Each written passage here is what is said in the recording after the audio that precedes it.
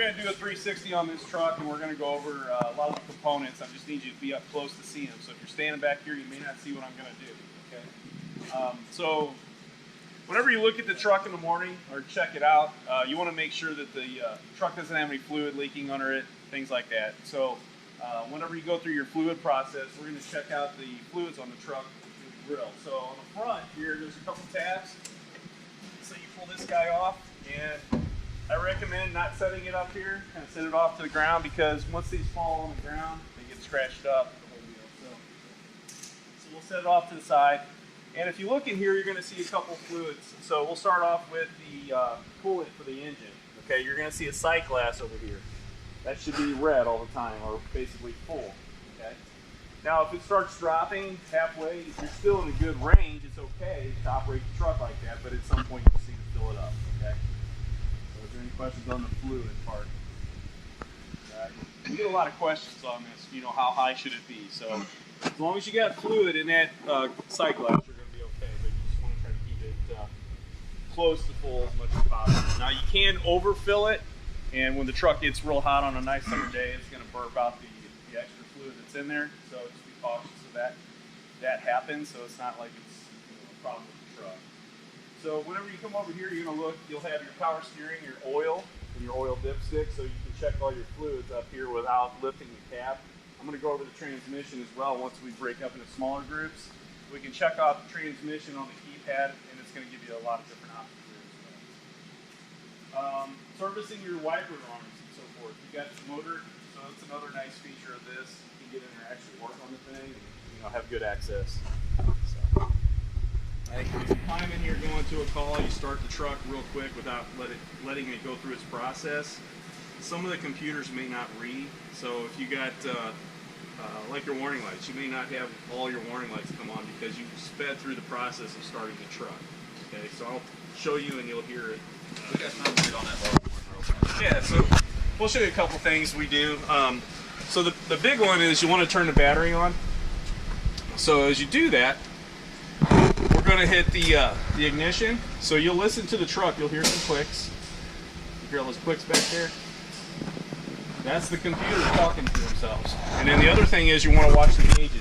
So the gauges are going to go to 0. They're going to come up, go down, and then the truck's ready to start. Okay, at that point, then you're able to start it up properly. So it's not like you're waiting a real long time. So you're probably 4 seconds.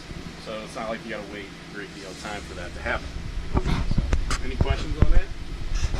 Okay. You may get to a fire scene and your tank light, your level gauge may not be on. It's because you didn't go through that process properly. So a lot of times you got to shut the truck off and turn it back on to go through that. And that's not a Rosenbauer thing. That's all the newer trucks are like that. So just something to keep in mind.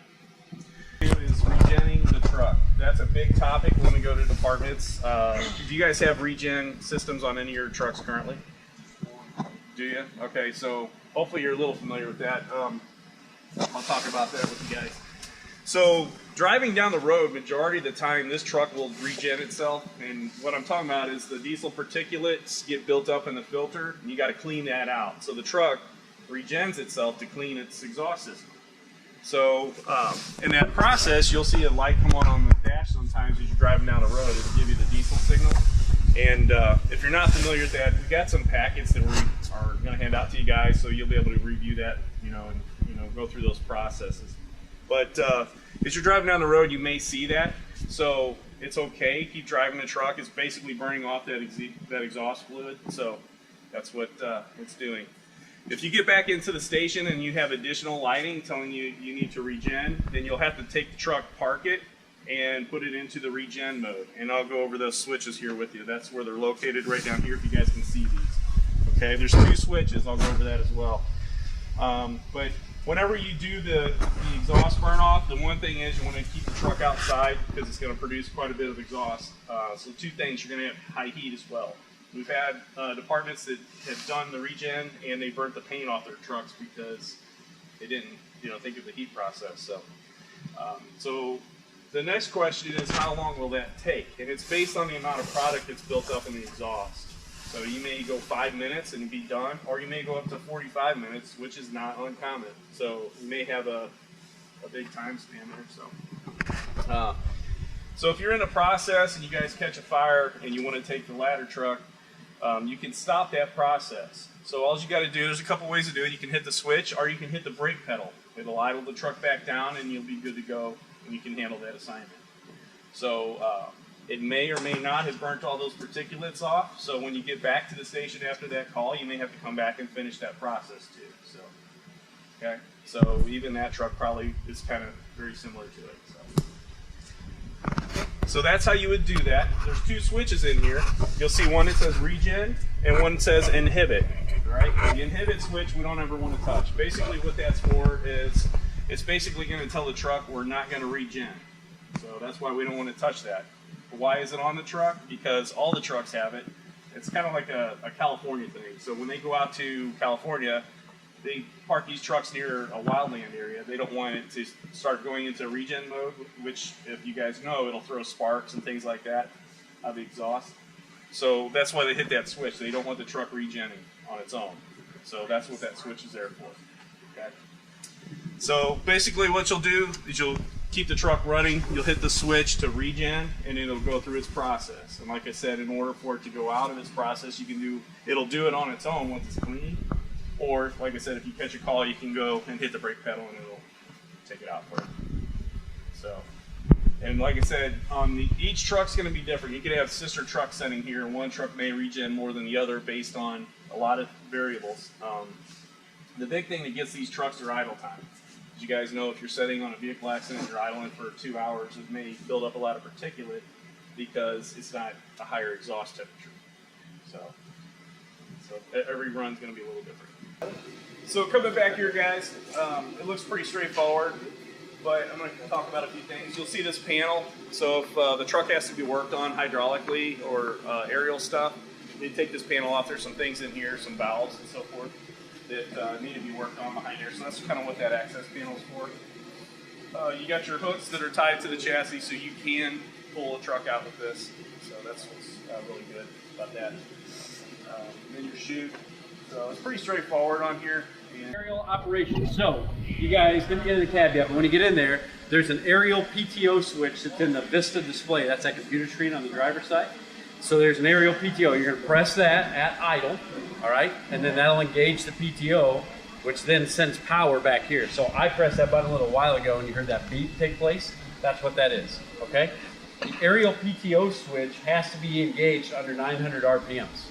So when you get out of the truck, 99% of the time, if you're going to use the ladder, you're going to press the aerial PTO switch right before you get out. What I'm saying is, don't get out, pull the pre-connects and increase your engine RPMs, and then press the aerial PTO, because it's not going to work. You got to be at idle. So just get in the habit, I think, and Cy can chime in, but my habit is, if you're going to use the truck, if you pull up to any kind of working fire, press the aerial PTO switch before you can get out of the cab. Okay? Then if you never operate the ladder, you're fine. And correct me if I'm wrong, you can move the truck with the PTO engaged. That's correct, but as soon as you release the parking brake, it shuts out the PTO. Okay. When you reapply it, then it's going to repop. Okay. As soon as we hit the PTO switch, that alarm's going to come off. This screen is what's going to come up first. Okay, so come in here so you guys can see what we got going. So over here, this indicator right here, these are buttons off to the side, okay? This black indicator is the aerial wireless remote control, all right? So when I put it in PTO and aerial out, so I can get out, I can press this button, which this turns to green, and now the remote control is gonna work. So I never have to go on top of the truck to mess with anything. I can just operate the remote from down here. That's what this indicator is for, okay? The horn, you guys can figure out what that is. This is breathing air that's in the bottles up top, okay? So you see a percentage down here, it's flashing because there's no air in there.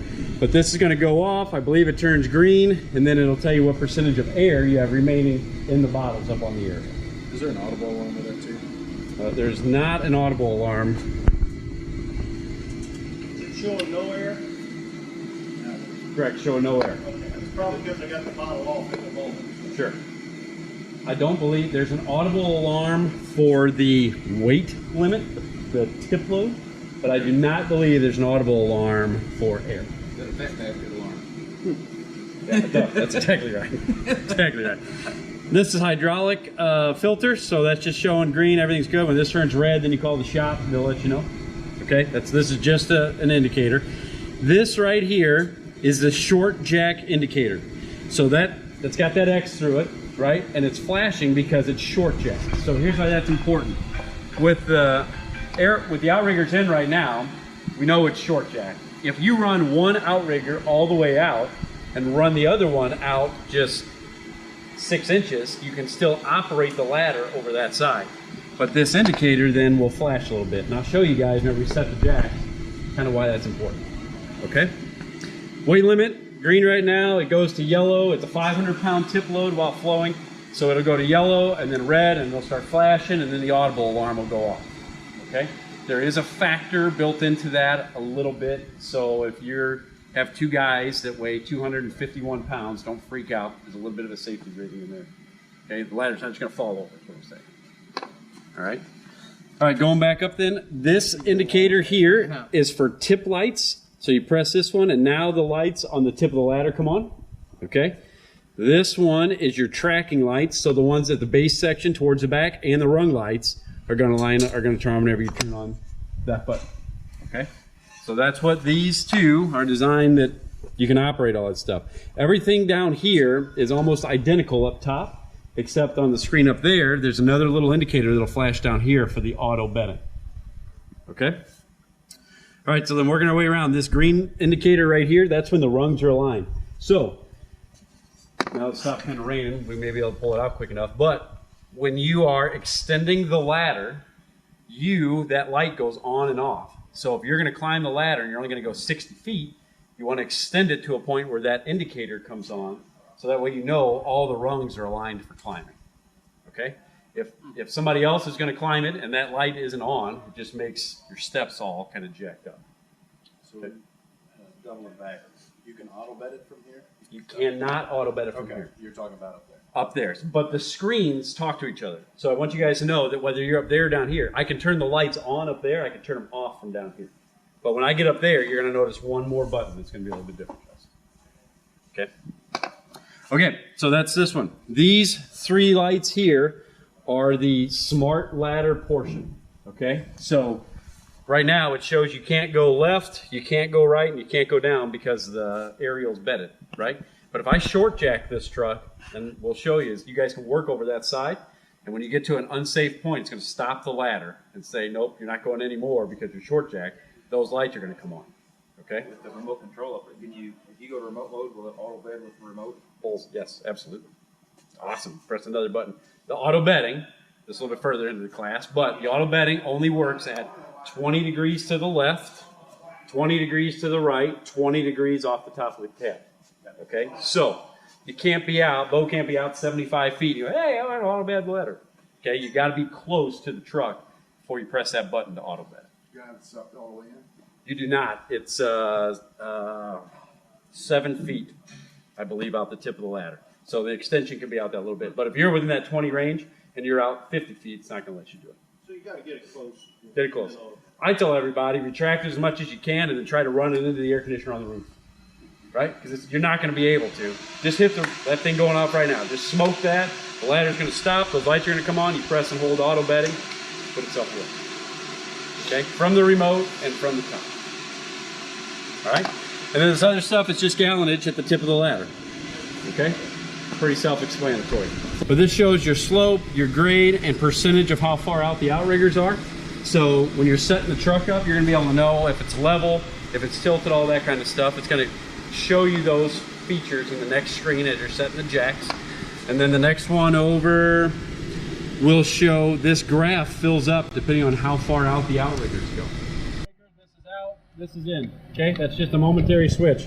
The outrigger down, the outrigger up. Super easy, right? You got that figured out? So over here, let's go from the top. It says outrigger is the top switch. Okay, so the PTO comes on. If I want to get the jacks going, I'm going to take this outrigger. I press that button. The alarm goes off, and right now I can move the jacks left to right. Right, so that left jack. Anybody over here? Okay, I can move the jacks all day long. That's what this is for. So you're going to set the jacks and then turn the outrigger switch off, right? Jacks out, jacks down, turn the outrigger switch off, you're done with the jacks. That's simple, okay? B, aerial override and outrigger override switch. So let's talk about this for a second. Let's say that I'm out 50 feet to one side, all right? And I'm short jack. So then Mrs. Jones is 2 feet away and I need a little bit further to go out, okay? Truck's gonna stop you and the truck's gonna say, I'm not letting you go any further because you're short jack, okay? Someone can press this button, the aerial override, which are kicking into high idle, and now I can override that 50 feet and go out further, okay? Here's what I want to tell everybody in this class, in my opinion. I would get this man and maybe that man to press this button. And if these two aren't available, Scott, you chime in, I think it should be some kind of officer of some sort to press that button. Because here's what's going to happen. If you press that button and you're only out 50 feet and you decide to go out 70 feet, you will tip the truck over. Okay. An officer, if you can't reach it, holler at command and let them make that choice. Correct. Now, you're going to say, okay, well, if I press that button, great, one guy holds it. The other guy has to be extending the ladder, all right, from up there. So when you call and say the truck fell over, I'm going to say, well, it really took two of you to tip the truck over, not just one person, okay? That switch is designed, fellas, as an oh shit switch, okay? That's what it is. Oh my God, we've got to get out 2 more feet and it's going to override all that stuff, okay? That's the aerial override portion. The outrigger override portion means that the ladder's out, okay? And the ground starts to sink, okay? Or that starts happening. The aerial can be out over this way. I can press down the outrigger override switch and then press down on this jack and put more pressure down onto the outrigger while the aerial is out of its bed. You guys follow me? You are this is my opinion, you're hardly ever going to use that. In your days of aerial ops, how often have you used that? Never had to do it. Yeah, it's only in an absolute worst case scenario, okay? NFPA says if you go over that side and this jack comes up, you're okay. It's gonna limit operations because it's gonna know that this jack came off the ground. And it's gonna make you put the ladder back up or retract it, okay? But you don't have to panic and then run over here and press down on the outrigger, okay? The truck is smart enough that it's gonna overcome that factor. If you get to the point you need an override, call command and make sure they're aware of it. As they maybe reposition the truck time or something. Yep. Don't Unless there's a life hazard involved, I mean, you take the time to reposition, guys. It was burning when you got there. It'll be burning. And this thing's fast. The ladder's fast. And with the auto bedding, I mean, you can literally bed it probably in a minute and a half, if that. Come back here, suck the jacks up, put them out, and then move the truck if you have to. Okay? I get very nervous with the aerial override stuff because it's there in case you need it. But I'm telling you that those are the problems that can quickly happen with this truck if you start messing with those switches. So could the aerial override be used in the event of, say, there's a computer problem and it won't let you bring that truck back in? You can override that computer to get it back on the truck. To a certain extent, when you would use it, if the joystick up there dies, if the computer screen's dead, you can press the aerial override, hold that up, and then on the turntable, there's a little bitty door on the bottom. If you open that up, there's actually 3 levers in there, and then you can override all that stuff. That's another perfect point. That would fall under emergency operations. When you have a hydraulic failure or electronic failure, you can do that to bring it away, put it down to get it back here to get it worked on. Correct. Now, on that same philosophy, the PTO goes out, right? We got some hydraulic failures on something, whatever. That's the last button down here. It says emergency backup pump, okay? That's like a little starter pump on your car. So it's 12 volt. So you have the master ignition on, the aerial PTO switch on. Somebody can press and hold that button along with the aerial override switch, and then you can move the ladder as needed, okay? Which will get it back to where it needs to be. So I explain it like a little car starter pump. When you press and hold that thing, you don't hold your starter on and let it keep cranking and cranking and cranking for 5 minutes, right? This, the best thing to do with this is to hold that switch up, hold the aerial override switch, have another guy operate the ladder, move it, move it, move it, run it for about a minute, and then stop, and then let the pump cool off, and then do it again a couple minutes later. Okay? Adam, have you ever messed with that? Is that a fair statement? Adam's one of our technicians, so he lives right here in St. Jim. So that's how you want to operate it, is run it for a minute, and then stop for 4 or 5 minutes. If you have a catastrophic failure, the PTO blows up or something, it's going to take you a little while to get it better. Okay, you just got to deal with it. Hold the aerial override switch, okay? Move it manually as needed, and then when you get the ladder down, then you're going to do the same thing. You're going to hold that backup switch and then the outriggers and put the outriggers in. Practice 99% of the time, fully jack the truck, because that gives you full operation. Okay, jack it all the way. So you're at 100%. Here's our grade, here's our slope. So this slope is 0.2, we're pretty close, which kind of compares to this bubble. It's a little bit to the right, right? So that's what this one should be similar to what that one is. And grade is that front to back. Okay, so on the next screen, this is why the green's important. On the next screen, it fills the entire bar graft here with green. Okay, so it's kind of a trick question, but to get full use of the ladder at horizontal, how far out does the jack have to be according to this graph? Do you guys see it?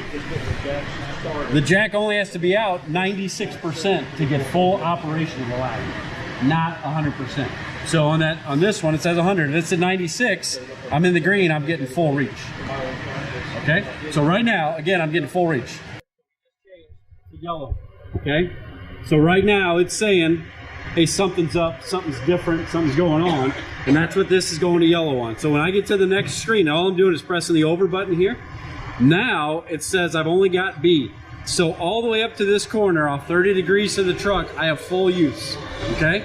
But B, if I come off this way, off the side, I'm only gonna get 50 feet of reach at horizontal, okay? So before you even go up on top of the truck, if you short jack it, you're gonna be able to know right out of the gate where you're gonna go. So if I come in, right now we're at 76%, if I come in 2% more to 74, it's gonna go to orange, and it's gonna go to C, and I'm only gonna get 45 feet of reach, okay? So that's what this graph is designed for. If you short jack it, you'll know about what your capabilities are gonna be, all right? Here, I don't think it's gonna be as big of a deal. If you're pulling up somewhere and you're on a 2-lane road, okay, if the fire's on the right, my opinion is pull up enough so you can fully jack the right side, and the left side you can short jack it if you want to, okay? It's best to work off the full jack side. Ceros would be a good example. Driver, when you're pulling up there, you want to cheat to the opposite side of the fire so you can fully jack that side. Yeah. And if you want to leave this jack down, if it's a 2-lane road, I don't know where Ceros is at, but if you want to leave that jack down or pull it out, if you pull it out, I think it's 10 inches or so, it's pretty short, then it's going to give you some operation to that side. Okay? So the point should be always try to work off the full jack side. Take the joystick, nothing's going to move here. Okay. Okay? The trigger is back here. When you pull the trigger, then that's your dead man. Okay. So pull the trigger, pull her back.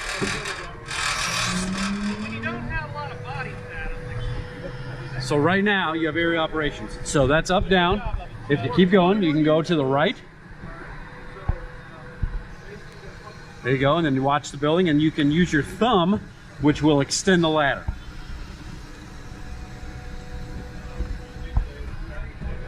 So we're getting used to it. There you go. All right, so that's up, down, left, right. That's all in the remote. Okay, we won't run it all the way out just because we'll start pouring here in a second. But so that's how easy this is.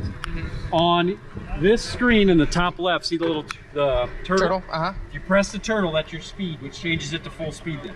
Okay. So then it'll go faster. If you press it, it'll change to a rabbit. Yep. And now the aerial will run faster.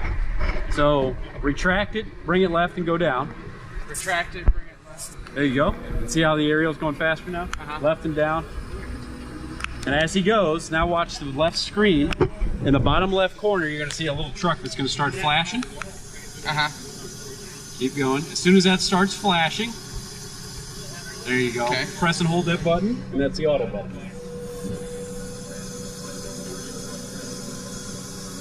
Sorry, I don't seem to be correct. Do you have to hold down the button for the auto bed? Yes, because there's no dead man for it. Okay. Okay? Keep holding it until it lines itself up. Keep holding it. And hold it for about 4 or 5 seconds after, which will suck it down into the truck. Good? You're done. Okay. All right, so just to recap just real quick. Dead man is going to operate it, okay? This push stop button is an oh crap button. Right. So I'm approaching a building and it's got a little bit of drift. I can press that button, which will kill it real fast. Okay? That's what that's for. Yeah. This is all nozzle operations on the tip of the ladder. Okay, so you got the open and close does not work. That does not do anything because you have to have the valve open on the pump panel. But up, down, left, right, all those things through there. And the that screens controls is just the nozzle. just the nozzle on the Okay. pump. And remember, with those soft touch hydraulics, you let off, it's going to go a little bit farther. So I noticed that whenever. it's almost like leading a shot. You know, you want to make sure and stop it before you need to get where you're going. So if you're approaching a building, if you're gonna get on this roof, as you're going, press the turtle or the rabbit button. The turtle will slow the speed. Good. All right. So the remote's off. Okay. To get the remote to operate from the back or from the top, you're gonna press this indicator button on the panel. Okay, which then turns green. Notice it also throws a kill switch here though. Okay. So if I'm down here and I turn the remote on from the panel, and then I go up top and try to operate the joystick, it's not going to work. I have to turn the remote indicator back off to get aerial ops back. Which you can do from up there, correct? From here or there, correct. Either place, okay. So if you're going to operate the remote, do your thing. If Charlie says, I'm going to go operate it from up there, the first thing I would do if I'm getting up to the pedestal, turn the remote off. So that way this guy's not 500 feet away operating the ladder while you're up top trying to run it. You with me? So, I'm going to turn the remote on. I got that kill switch. On the remote control, we have on off, enable, speed here, and then this is extend retract, count clockwise and counterclockwise, raise lower, and then here's the master stream stuff. Okay, so let's go over each button. So I'm going to turn the remote on, which then sticks the signal here. It says start up, away we go. It's going to say emergency stop hold. Okay, so on the joystick up top, you press and hold the controller in order that you're dead man. This one, you're going to hold the enable button up for 2 seconds, let off. Now I have aerial remote. Now the remote works. Okay, as soon as I let off and stop, the high idle's going, everything's fine, great. Once the high idle goes back down, I've lost it. Okay, so every time I lose that, I got to hold the enable button back up for a couple seconds, and then now I got it. Okay. How long does the battery last in the remote? That's a marvelous question. If it's on, it will auto time out after I think like 10 minutes. So then you got to flip it on and flip it back off. But the batteries are this thing right here. Look at this. You take this off. You can buy Sentinel exclusive batteries. They work wonderfully if you want them, but they're just a couple Duracell AA's. And change the speed of the ladder as it's operating. Okay? That's what this is for. Clockwise and counterclockwise. This is super confusing, but from the back side, that turns the ladder. I can lower the ladder from here. You see lighting, somebody yelled. But I can do all those things from right here. The monitor itself, just leave on the left monitor because we only have one, so you won't have to mess with that. And then master stream, fog, lower, clockwise, all that stuff for the nozzle. Okay. So in the same aspect of the pedestal, I'm going to retract this. I'm going to lower this.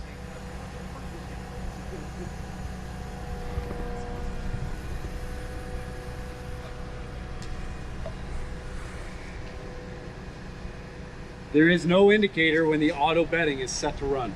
So if you're operating the ladder, what I kind of tell everybody is just run it until it hits the top of the cabinet. Okay? So that what? Just bring it down until it basically is going to hit the top of the truck because it's going to stop. I'm not looking at it. I wouldn't do this, but This, you're doing it. Now, again, it stopped, and I stopped it. So right now I've lost power, okay? If I hold the auto bed, I have no power, right? I gotta hold the enable button up a couple seconds, and then hold the auto bed in the up direction. And then just keep holding it, okay? It's gonna retract, it's gonna line up, it's gonna do the exact same thing all over again. And then you're just letting it go, letting it operate. It'll go, and once it's down, you're good to go. Just now bedded. There you go. And then I always, same thing, hold it for a couple seconds off, and then let off.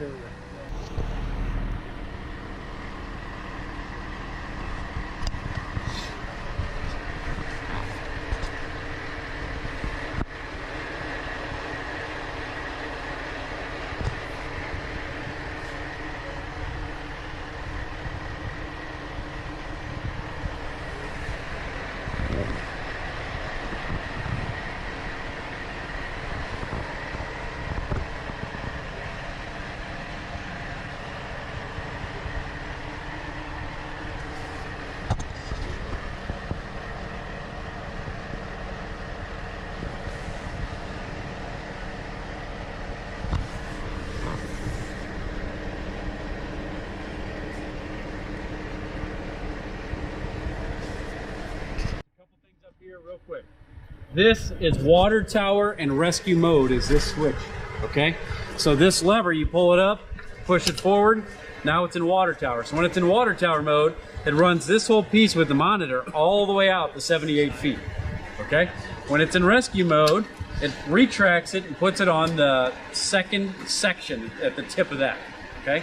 So I think we leave it in rescue mode because if you are going to rescue somebody, you need to do that quickly. To go in firefighting mode, you have a little bit of time to flip this lever. You do that? It will be kept in rescue mode because, like you said, it keeps it back out of the way so you can put the ladder closer to the building without having the nozzle sticking in the way. So kept in rescue mode. If we had to use fire, then switch it over. All right. The ladder has to be fully retracted in order to switch this back and forth, okay? Here's the problem. If I put this switch right here, notice it's not locked. So when I raise the ladder, this thing's gonna stay at that second position. Then when I pressurize the pipe, guess what's gonna happen? Okay? Now, will it stop? Maybe. Did it kill a guy? Yes, because it shot literally out the end of the ladder, the whole section, all of this stuff, okay? So we gotta make sure that we keep it latched into that position. Okay, right here, keep it locked. Everybody good with this? Everybody understand this? Festus literally shot the end of the ladder off one time because they didn't have it pinned. They pressurized it, the fly section flew off the truck. Yeah, it'll shoot, and the only thing you got are these couple of stops, right? Not these stops. The stops that are on it, that's all you got. And I'm telling you, you got enough pressure, she'll shoot. Okay?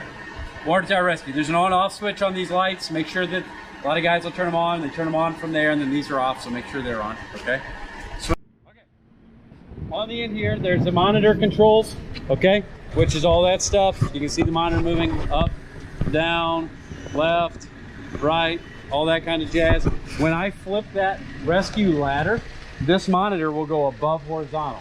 So when it's all the way out here at the tip, the monitor will actually go up above. When I flip it back to rescue mode, it only stays in horizontal, okay? Monitor controls, super easy. These three buttons here are the creeper controls we were talking about, okay? These three. So, somebody from the pedestal, Steve, go up onto the pedestal, would you?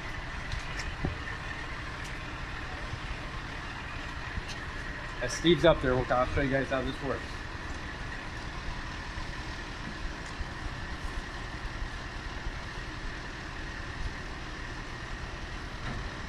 Well, as I turn the volume down, if you want to turn it up a little bit, we can hear you. Is this where the air? This is air, that's correct. This is where air fittings will be once we get that figured out, okay? Hey, so Steve, what I think it's the third button on the right down. There's like three little deals. So right now, are you pressing the button?